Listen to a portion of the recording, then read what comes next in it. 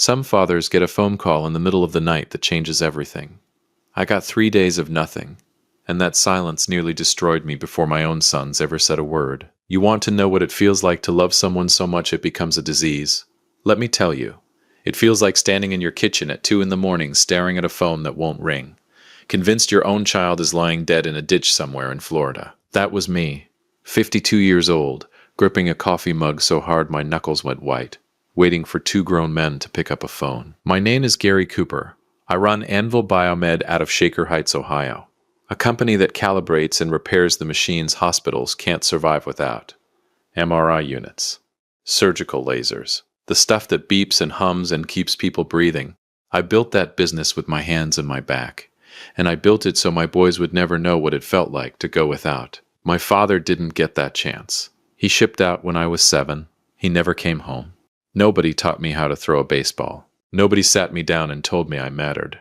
So when Harry was born, and then Darren 2 years later, I made myself a promise standing in that hospital hallway in Shaker Heights. These boys will never know that kind of empty. I kept that promise for 25 years, and then, on a Tuesday in late May, that promise turned into the worst 3 days of my life. Welcome to Dad's Raw Revenge. Get comfortable, and keep this in mind. The people in this story had every chance to do right. They just chose otherwise. Hit that like button and drop a comment letting me know where you're watching from. Trust me, you're going to love it here. It started with a letter. Boring, official, the kind of thing you'd skim over coffee and forget by lunch. Notice of lease renewal. Guarantor verification required. Harry's apartment. That gorgeous high-rise unit down in Brickell, the one with the wraparound balcony overlooking Biscayne Bay. I co-signed that lease 2 years back when he landed his first real job in Miami. I'm the guarantor. My name, my credit, my signature holding the whole thing up like a steel beam nobody sees. The renewal was due in 5 days. Before I signed off, I needed one quick answer from Harry. A detail about his income documentation the property manager wanted cleared up. Simple. One phone call. 30 seconds tops. I dialed him from my office, leaning back in my chair, half watching a technician recalibrate an ultrasound probe through the glass, straight to voicemail. Fine. He's probably in a meeting. I left a message. Hey, it's Dad. Got the lease renewal paperwork here. Need to verify something with you before I sign it. Call me back when you get a second. No big deal. I went back to work. By the next afternoon, nothing. I called again. Voicemail again. Now I'll admit, the first flicker of unease showed up right there. I know Harry hardly picks up sometimes when I call, but he doesn't ignore me for a full day. Never has. So I called Darren, figuring he'd know where his brother was. Maybe out at Kai's, on 8th eating Cuban food, or down at the marina. Voicemail. Both of them? Same day? I told myself it was nothing. Kids get busy. They forget. I left another message trying to keep my voice light. Guys, I really need to hear back from you. Harry's apartment, the renewal deadline's coming up fast. Just give me a call. Kate noticed something was off with me that night at dinner. My wife's known me for 28 years. She can read a shift in my face before I even feel it myself. You've barely touched your pierogies, she said, nodding at the plate Mrs. Dabrowski next door had dropped off that afternoon. What's going on with you? The boys aren't answering, I said. Either of them, since yesterday. She waved it off. They're busy, Gary. They're grown men. She was right. I knew she was right. So why did my stomach feel like it was folding in on itself? Day 3 is when it stopped being annoying and started being terrifying. The deadline on that lease was now 48 hours out. I called Harry 7 times that day. 7. I called Darren 5 times. Every single call died in a voicemail box. I stopped eating. I stopped sleeping. Every time I closed my eyes, I saw car wrecks. I saw 2 Florida State troopers standing on my porch with their hats in their hands, and I swear to God I could hear the words before they even said them. You've already lost a father once, Gary. You know exactly how fast this world can take someone from you. You know how it happens. Quiet, sudden, and nobody warns you first. That night, I sat at the edge of the bed at 1 a.m., phone in my hand, thumb hovering over Harry's name for the 100th time. Kate sat up behind me. Gary, come to bed. Something's wrong, Kate. My voice cracked in a way I hadn't heard from myself since my own father's funeral. 3 days, neither one of them. That's not busy. That's not normal. Maybe they're together. Maybe their phones died. Both phones? For 3 straight days, I turned to look at her and I could see it land on her face too, that same cold drop in the stomach. Pack a bag, I said. We're flying out there. Something is wrong. I can feel it. She didn't argue with me. That's the thing about 28 years of knowing each other. You learn which fights are worth having, and which ones you just get up and pack a bag for. We booked the first flight out of Hopkins the next morning.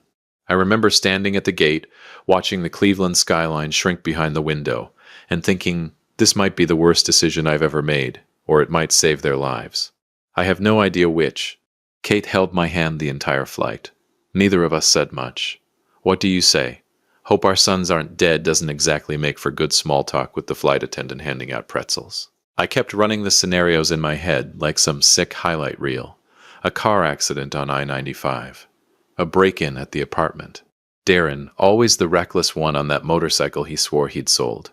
I pictured every version of tragedy a father's brain can invent at 30,000 feet, and none of them prepared me for what was actually waiting behind that door. We landed in Miami just after 2 in the afternoon. The heat hit us like a wall the second we stepped off the plane. That thick, wet Florida heat that Ohio people never fully get used to, no matter how many trips we make down there. I rented a Lincoln Navigator at the counter, tossed our one bag in the back, and pointed us toward Brickell. The whole drive down, Kate kept saying the same thing on a loop, like she was trying to convince herself. They're fine. They're probably just fine, Gary. There's probably some boring explanation. Then why won't they pick up the phone? I said, gripping the wheel tighter than I needed to. 3 days, Kate. 14 calls between the two of us. Not one text back. Not one. She went quiet after that. I think some part of her knew, the same way some part of me knew, that boring explanation wasn't what waited for us on the other side of that building. Harry's building rose up out of the Brickell skyline like something out of a magazine. Glass, chrome. 30 stories of the kind of wealth that makes a Cleveland guy feel a little out of place in his own rental car. I pulled up to valet, and even that felt wrong somehow, dropping off a Navigator in a line of Porsches and Mercedes like I was crashing somebody else's life. We rode the elevator up to the 14th floor in silence. My hand was actually shaking when I raised it to knock. 25 years of fatherhood, and I was standing outside my own son's door like a man about to identify a body, and that's when I heard it. Music. Laughter. Loud, easy, celebratory laughter. The kind you don't hear in hospitals or morgues. Balloons taped in a cluster right beside the doorframe bobbing gently every time someone inside walked past a vent. That's not the sound of tragedy, I thought, and for 1/2 second relief flooded through me so hard my knees nearly buckled. Thank God. Thank God they're okay. I knocked. The music dipped. Footsteps. The latch clicked, and the door swung open to reveal my oldest son Harry, drink in hand, a wide grin frozen halfway between surprised and something far colder. Something I hadn't seen on his face since he was a teenager caught sneaking in past curfew. That grin didn't stay confused for long. It curdled into something else entirely. And in that half second before he opened his mouth, some part of me, the part that had spent 3 sleepless nights, terrified my son was dying somewhere, already knew. I hadn't flown 1,000 miles to save my boys from tragedy. I had flown 1,000 miles straight into an ambush I never saw coming. You ever have a moment where your whole body knows something terrible is about to happen half a second before your brain catches up? That's exactly where I was standing. 14th floor. Brickell. My hand still hovering near the doorframe like I could somehow push the moment back through the door and undo it. Harry stood there in the frame, drink sweating in his hand, and that grin on his face didn't just fade. It curdled, like milk left out in that Florida heat too long. What are you guys doing here? Not Dad? Not Mom? Not even is everything okay? What are you guys doing here? Like we were a couple of door-to-door salesmen he'd have to figure out how to get rid of. I tried to keep my voice steady, even though my whole chest felt like it was folding in on itself. I have been calling, I said. You didn't answer. I thought something happened to you. Kate pushed past me a step, hands flying up to her mouth, and for 1 second, just one, I watched 25 years of motherhood pour out of her all at once. Oh, thank God, she gasped. Son, you're okay. We've been calling for 3 days straight. We were sick with worry. We thought something terrible. Harry cut her off before she even finished the sentence. He rolled his eyes. Not a small eye roll either. A full, dramatic exhausted. I can't believe I have to deal with this eye roll. The kind children give you when you ask them to take out the trash. We didn't answer because we didn't want to talk to you. His voice came out sharp, flat, final. Stop calling us. We have our own lives. You're suffocating us. Just stay on your own. Stay on your own. 4 words. I've been hit by a lot of things in my life. A garage door once, a rogue MRI cart that got away from a technician, my own father's absence for 45 straight years. None of it landed the way those 3 words landed. I stood there in the hallway, balloons bobbing gently against the doorframe behind Harry's head, like the whole building was mocking me, and I genuinely did not know what to say. 25 years, every game, every scraped knee, every 2 a.m. fever, and this is the return on investment. Before I could even find words, a woman stepped up beside Harry. Young, pretty, holding a glass of something pink and bubbly, her whole posture radiating a kind of smug exhaustion I'd only ever seen on reality TV.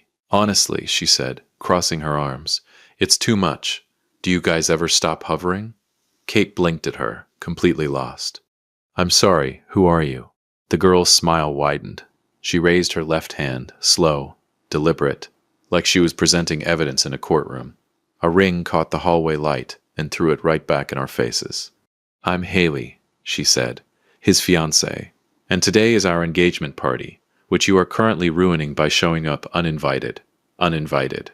Ruining. I heard the words land, but for a second they didn't fully register, like my brain refused delivery on a package it knew would hurt too much to open. Our son. Engaged.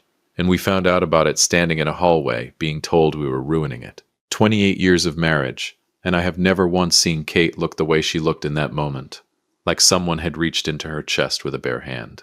I want to pause right here, because this is the part where a lot of people who've never lived it, would say, Gary, just walk away, don't make a scene. And believe me, some part of me was already halfway to the elevator in my head. But another part of me, the part that flew 1,000 miles because I genuinely believed my sons might be in danger somewhere, that part needed to understand. How does a father go from he's calling because he loves us to he's suffocating us without a single conversation in between? I found out real quick. That was the moment that broke me. I'd tell Kate later that night on the plane. Not the insults. Not the entitlement. Not even that girl's smug little smile. It was knowing they saw my name on their phones. They saw me calling. They knew I was worried sick. And they chose to let me suffer for 3 straight days. That's not independence. That's cruelty with a return address. But that came later.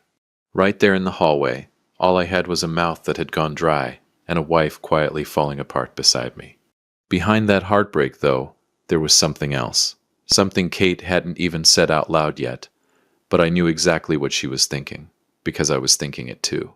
Back home, sitting in our fireproof safe, was her grandmother's antique ring. 20 years she'd kept that thing polished, wrapped in the same faded blue cloth, dreaming about the day she'd slide it onto the finger of whatever woman our son chose to marry. And instead, she was standing in a hallway in Brickell, being treated like an intruder at a party, celebrating a ring that wasn't even hers to give. Darren appeared in the doorway right about then, holding a tray of what smelled like mojo pork and fried plantains, and groaned the second he saw us. Actually groaned like we were a chore he thought he'd finished. Are you serious right now? He set the tray down on a side table hard enough to rattle the plates. You guys just couldn't let us have this one day, could you? I felt something steady itself inside me right then. Fear was turning into something else. I don't know if it was anger yet. Maybe just clarity. Son, I said, keeping my voice level, I didn't come here to ruin anything. Your landlord sent an urgent notice. Your lease renewal deadline is tomorrow. And because I'm the primary guarantor, I needed to verify a quick detail before signing it, so you don't lose this place. I called your brother, then I called you, and neither of you answered for 3 days. Darren let out this laugh, short, mocking, the kind of laugh that has no actual humor in it, just contempt wearing humor's jacket. Oh, here we go again, the savior complex. He shook his head slow, like he was talking to a child instead of the man who'd been paying his rent. You think because you co-signed a stupid piece of paper you get to track our every move? This is exactly why we both chose colleges thousands of miles from home. We literally picked our schools just to get away from your constant suffocating help. Thousands of miles. On purpose. To get away from me. I flew 1,000 miles because I loved them too much to sit still. They moved 1,000 miles because they loved me too little to stay close. Harry nodded along like his brother had just delivered some kind of TED talk, then leaned against the door frame, arms crossed, drink still in hand. Exactly, he said.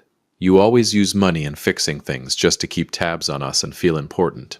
I pay my own rent now with my own job. I don't need you hovering over me acting like a hero. He paused, and here's the part that really cracked something open in my chest. We saw your calls.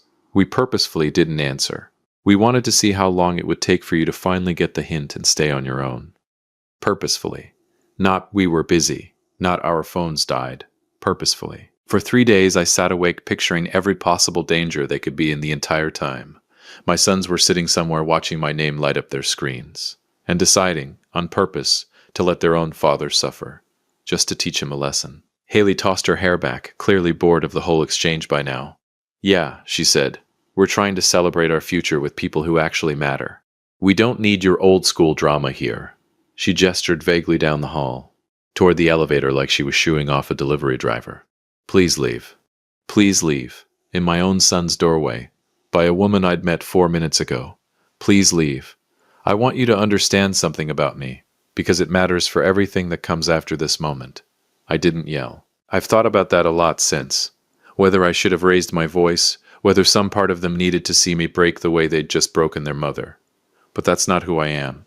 My own father never got the chance to teach me how to handle a moment like that, so I had to figure it out myself. Standing right there in that hallway with balloons bobbing behind my son's head, like some cruel party decoration mocking the whole thing. I looked at the 2 boys I had poured my entire life into, the boys I'd vowed to protect the second I held them, because I knew exactly what it felt like to grow up without someone protecting you. They stood there in a lifestyle my signature and my credit had built, the apartment, the cars, every safety net under their feet, completely blind to it, treating their own mother like something to be swept off the doorstep. I didn't argue. I didn't raise my voice. I just reached over, gently took my sobbing wife's hand, and turned toward the elevator. Behind us, I heard Haley mutter something to Harry. I didn't catch the words, and honestly, I didn't need to. The tone said enough. They wanted to be on their own. And tomorrow, they were going to get exactly what they asked for. If you have been listening for a while, drop your thoughts in the comments, hit the like button while you're at it, and be sure you're subscribed. The elevator ride down felt longer than the entire flight from Cleveland. Kate stood beside me, silent, staring at the mirrored doors, tears running steady down her face without a single sound coming out of her. I've seen my wife cry plenty of times in 28 years. At her mother's funeral, at both boys' graduations, once during a Hallmark commercial that I still tease her about. But I had never seen her cry like that, silent, hollow, like something inside her had simply stopped working. We didn't talk in the lobby. We didn't talk in the Navigator on the way to the airport, even though I kept glancing over, waiting for her to say something, anything, just so I'd know she was still in there. She finally spoke somewhere around the on-ramp for the causeway, staring out at the water like it might have an answer for her. 20 years, she said quietly. I kept that ring polished for 20 years, Gary. I didn't ask which ring. I already knew. I used to imagine the day I'd give it to her, she went on, voice cracking. Whoever he chose. I imagined telling her the story behind it, my grandmother, coming over from Poland with nothing but that ring sewn into the lining of her coat. I don't know what I imagined. Not that. Her hands were shaking in her lap. Not being told I'm ruining a party I didn't even know was happening. What do you say to that? What is there to say? I reached over and took her hand off her lap, held it the rest of the drive, and neither of us said another word until we were sitting at the gate waiting to board. The flight home was the quietest 2 hours of my life, and I've sat through some quiet hours. Kate stared out the window the entire time, watching Florida shrink and disappear beneath the clouds, tears slipping down every few minutes like her body had simply given up trying to stop them. I held her hand and said nothing. What was there to say? It'll be fine? It wasn't fine. They didn't mean it. They meant every word. They'd told us themselves they'd planned it, watched the calls come in, and chose silence on purpose. They're just going through a phase? 25 and 22 years old is not a phase. That's a grown man's decision, made in full daylight, with a fiancé cheering him on. I just held her hand and let the silence say what neither of us had the strength to say out loud yet. Somewhere over Georgia, staring at the seat back in front of me, something shifted inside my chest. Quiet, but permanent. Like a door closing somewhere deep in a house you thought you knew every room of. I gave them everything I never had.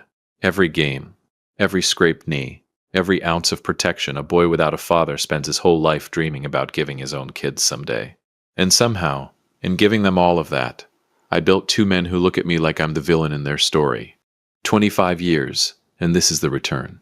By the time we touched down in Cleveland, something in me had already made a decision, even though I didn't have the words for it yet. I just knew the man walking off that plane wasn't the same one who'd boarded terrified for his son's lives a few hours earlier. That man was gone, and whatever was left of him was about to make a phone call his sons would remember for the rest of their lives. They wanted to be left alone, so I left them alone, legally, financially, and completely. And by the time they figured out what that actually meant, it was already too late to undo it. You know what nobody tells you about heartbreak? It doesn't announce itself right away. It waits. It lets you walk through your own front door first. Lets you set your bags down, lets you think for one merciful second that maybe the worst of it is behind you. And then it takes your wife's legs right out from under her. We walked into our house in Shaker Heights a little after 10 that night, and the silence hit us different than it ever had before. 28 years in that house. Countless nights coming home from Little League games, from school plays, from every ordinary moment that used to fill these rooms with noise.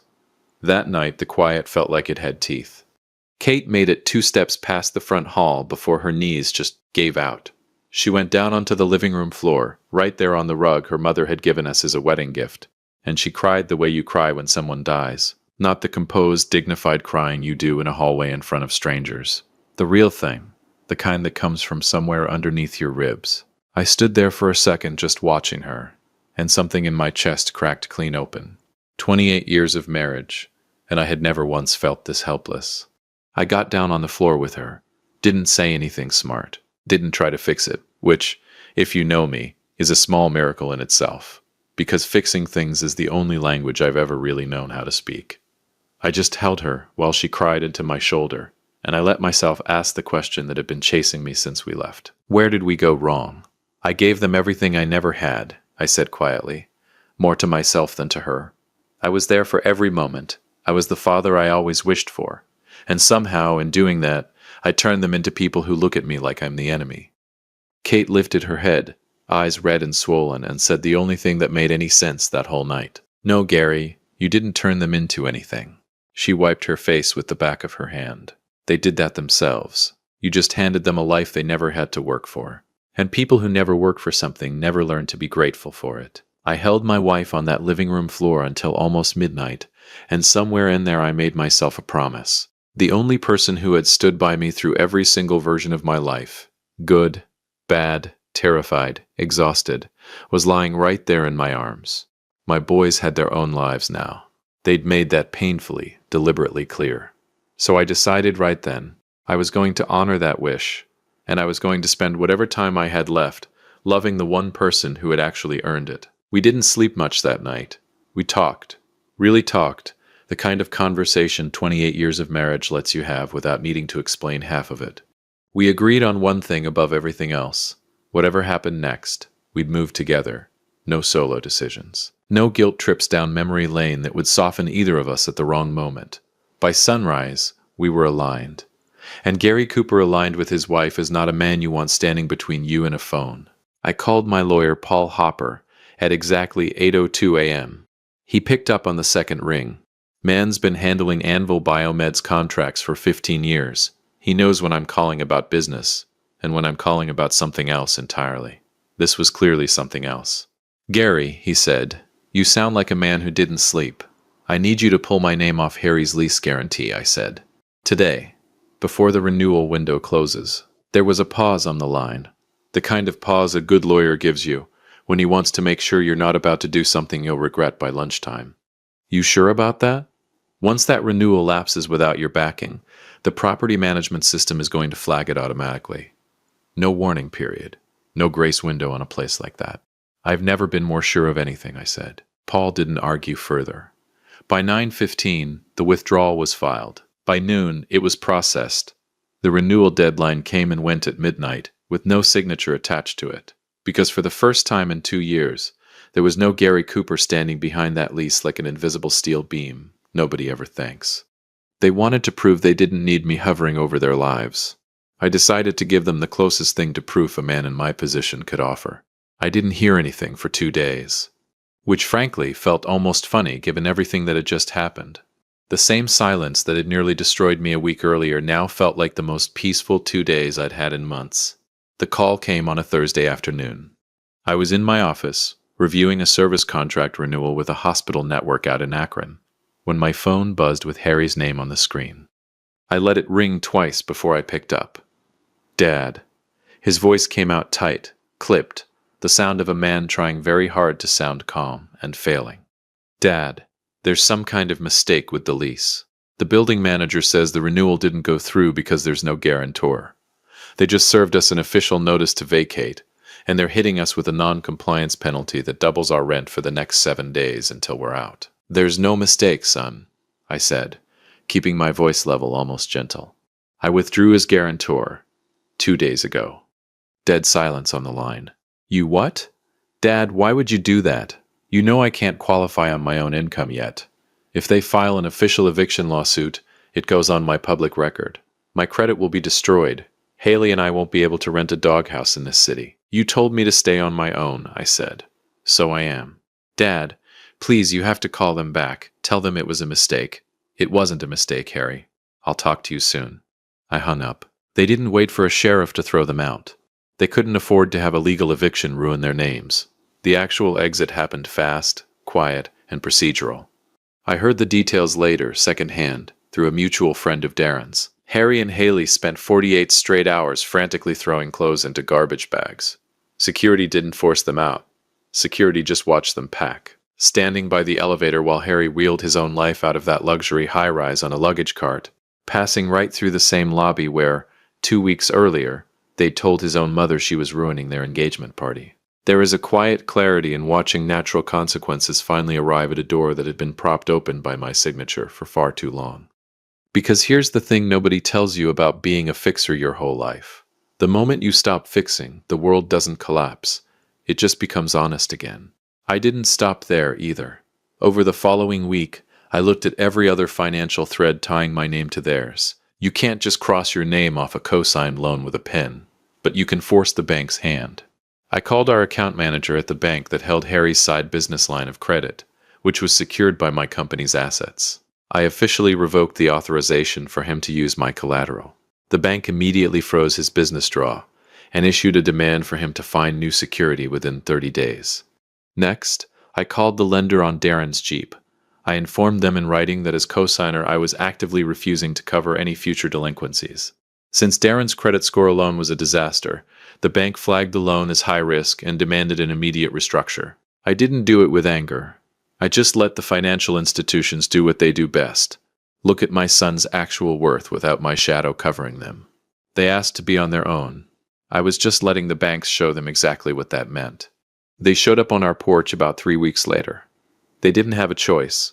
Miami had chewed them up and spit them out the second my money vanished. Harry's business venture collapsed without the line of credit, and with no luxury high-rise to live in, they had to pack whatever fit into a budget rental box truck and drive 18 hours straight back to Ohio to survive. They didn't call first.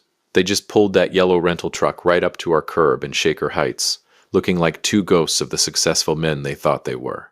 Darren was the one doing the knocking, hard and fast, his face pale and furious, pounding on the door like it owed him an apology. I opened it, let them in, sat them down in the living room, same room Kate had collapsed in weeks earlier, and let them say whatever they'd driven 18 hours straight from Miami to say. Harry went first, and he was crying before he even got through the doorway. Real tears this time, not performance. Though it took me a minute to remember that real tears don't automatically mean real accountability. How could you do this to us? His voice broke on every other word. We're your family. You're ruining our lives over a small argument, and you know I'm getting married soon. Small argument? I asked. My voice was entirely empty of emotion. You watched your mother and me call you for 3 days straight while we were sick with worry, Harry. You ignored us on purpose to teach me a lesson. Now the world is teaching you one. Harry's face shifted then, grief curdling fast into something uglier, a desperate panic. You're just a control freak who wants to see us fail, he screamed, his voice echoing off the hardwood. You've always been like this. You can't stand that we don't need you anymore. This is a sick revenge plot because we didn't invite you to a party. I didn't flinch. I don't want to see you fail, son. But you told me you didn't need me hovering over you acting like a hero. I'm just honoring your wish. If you truly don't need me, then you don't need my name on your apartment. You don't need my collateral for your business. And you don't need my signature on your debt. That's not revenge. That's adulthood. Harry's jaw tightened. I watched him search for another angle, the way a man searches his pockets for keys he already knows aren't there. Mom would never have let this happen, he said, desperate now, pivoting hard. You're doing this behind her back, aren't you? You're punishing us because you're bitter. That's when Kate stepped into the room from the kitchen doorway, arms crossed, voice steady in a way I hadn't heard from her since before that hallway in Brickell. Your dad and I are on the same page, she said, firm, solid, not a single crack in it. We talked about this together. We both agreed to honor your wish to be left alone. Darren, who'd been quiet up to that point, finally cracked. Mom, you can't be serious. I stood up from my chair, walked over and put my hand gently on Kate's shoulder. So here we are, I said. We're leaving you alone. Good luck. I watched something in both of their faces finally understand, really understand, that this wasn't a phase, wasn't a bluff, wasn't a father who'd cave the second his sons cried hard enough in his living room. I listened to them cry and blame me for their own mess. They tried to make me feel guilty for their eviction, for their financial collapse, for every choice they themselves had made. But I felt nothing but clarity. These were the same boys who stood in a doorway and told me I was suffocating them. These were the same boys who broke their mother's heart without so much as a flinch. They didn't want my help when I was offering it freely. They just wanted someone to blame once they realized they couldn't do it alone. They left that night without another word. I heard the car door slam outside, heard the engine fade down the street, and Kate and I stood in that living room, in a silence that, for the first time in weeks, didn't feel like grief. It felt like peace. I went to see Paul Hopper again the following week, and this time it wasn't about Elise. I want to rewrite the trust, I told him, sliding my coffee aside to make room for the folder he'd brought. Completely. He looked up at me over his glasses, the same careful look he'd given me the day I pulled Harry's guarantee. How completely? If I die first, everything goes to Kate. If she dies first, everything comes to me. And if we're both gone, I paused, and for the first time in weeks I felt something settle in my chest instead of tear through it. $0 go to the boys. And instead, there are charities that fund scholarships for kids of fallen military veterans, I said. Kids whose fathers shipped out and never came home. Kids who'd give anything just to have a father call them once and actually mean it. That's where it goes. All of it. Paul didn't ask me to reconsider. He just nodded, made the note, and got to work. My own father was taken from me by a deployment that never ended the way it was supposed to. I grew up without him, and I swore my children would never know that particular kind of ache. And somehow, in giving them everything I never had, I raised two boys who took a loving father completely for granted. My boys don't need my money. They've made that abundantly clear. But there are kids out there right now, real kids, in real houses, with a folded flag on a mantle somewhere, who would trade almost anything for a father to call and ask how their day went. My legacy isn't going to the sons who pushed me out of a doorway in Miami. It's going to the children who'd actually give anything to have a father worth calling. Months passed after that. The calls from Harry and Darren slowed, then stopped altogether. I heard through an old family friend that they'd moved into a smaller place together somewhere outside the city. No more Brickell views, no more balcony over Biscayne Bay. Struggling, apparently. Learning the hard way what a monthly budget actually looks like when your name isn't backed by somebody else's signature. I won't lie and tell you it didn't sting to hear that. It did. Some nights it still does. But every time that ache creeps in, I remember the hallway. I remember stay on your own. I remember watching my wife's face fall apart over a ring that never got its moment. And the ache settles right back down where it belongs. Kate and I sit out on our back porch most evenings now, right around sunset, coffee in hand, watching the sky do its slow fade over the same Shaker Heights backyard, where two boys once learned to ride bikes I'd stayed up half the night assembling. She reached over one evening not too long ago and put her hand on mine, the way she's done 1,000 times over. 28 years. And I looked at her and realized something simple and true. My father died when I was 7. I spent my whole life trying to be the man he never got the chance to become. But somewhere along the way, I forgot that the only person I truly needed to protect was the woman sitting right beside me the entire time. My boys have their own lives now. They made that crystal clear standing in a doorway in Miami. And my wife and I, we have each other. And that, it turns out, is more than enough. If you enjoyed this story, hit that like button, subscribe, and drop a comment below. Let me know where you're watching from. I will see you on the next one.